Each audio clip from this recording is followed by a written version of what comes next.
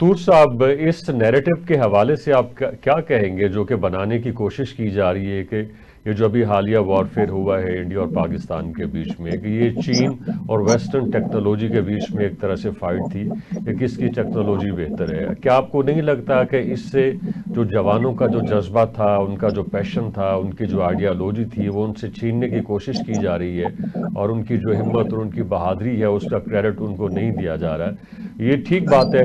पूरी दुनिया के अंदर ऐसा होता है, जो जो मुल्क जंगें लड़ते हैं या वॉरफेयर वेपन्स खरीदते हैं, आखिर वो उसको इस्तेमाल कर रहे होते हैं, कोई और मुल्क भी इस्तेमाल कर सकता था, इंडियन सोल्जर्स भी उसको इस्तेमाल कर सकते थे। आपके सोल्जर्स ने बेहतरीन तरीके से वॉर की है, मगर आपका मीडिया और कुछ सोसाइटी के फैक्शंस और कुछ जो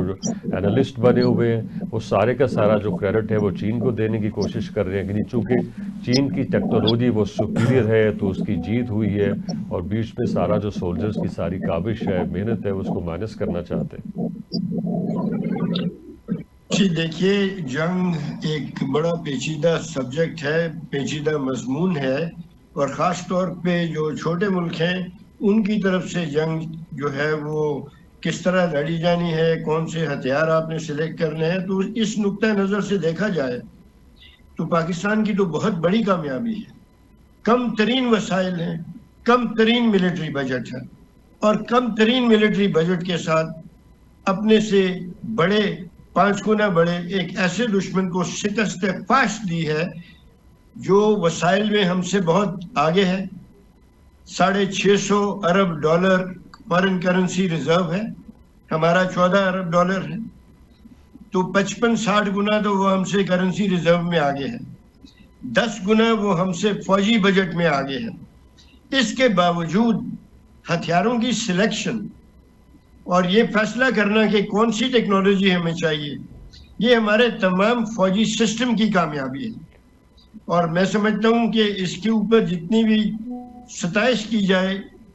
हमारे अफवाज के माहिरीन की, जिन्होंने ये सिस्टम सिलेक्ट किए कम तरीन बजट के साथ, और फिर उनको ऐसा इस्तेमाल किया। फौज की तारीख में हमेशा हथियारों की अहमियत भी रही है, लेकिन हथियारों को इस्तेमाल करने वाले जो फौजी हैं उनकी महारत एक और पहलू है जंग के मुख्तलिफ पहलुओं का। एक और पहलू उनका जज्बा है,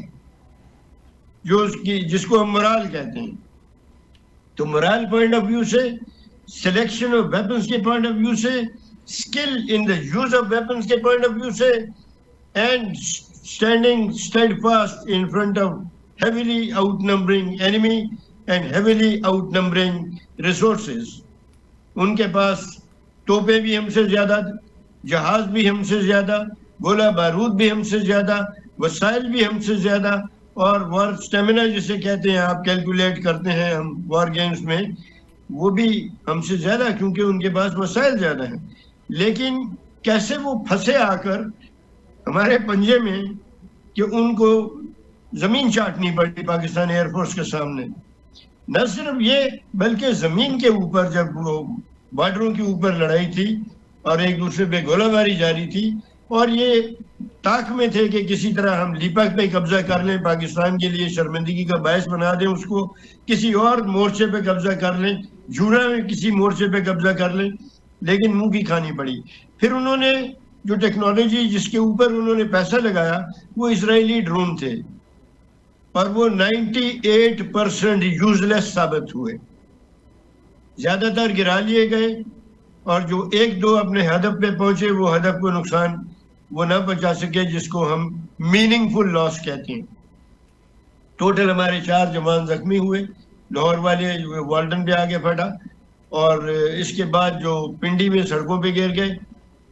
और कोई खास कारकर्दगी ड्रोन्स ना दिखा सके। हाँ, उन्होंने जो मिसाइल मारे, उन्होंने औरतों बच्चों को शहीद किया, और पूरी दुनिया में भारत जैसे बड़े मुल्क के लिए जग हंसाई और शर्मिंदगी का बायस बन गए। ये सब बड़ा अच्छा हुआ, और इसके सिले में कौम ने जनरल आसिम मुनीर को फील्ड मार्शल भी बना दिया, चीफ को एक्सटेंशन भी दे दी, बड़ी अच्छी बात है। लेकिन मैं ये बात कौम को भी याद दहानी कराना चाहूंगा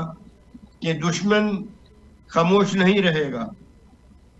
आगे जो जिम्मेदारी आने वाली है वो बहुत भारी होगी। दुश्मन पूरी तैयारी के साथ दोबारा हमला करेगा, ठीक। और जब वो दोबारा हमला करेगा तो आपको इससे ज्यादा मुअस्सर और सख्त जवाब देना होगा,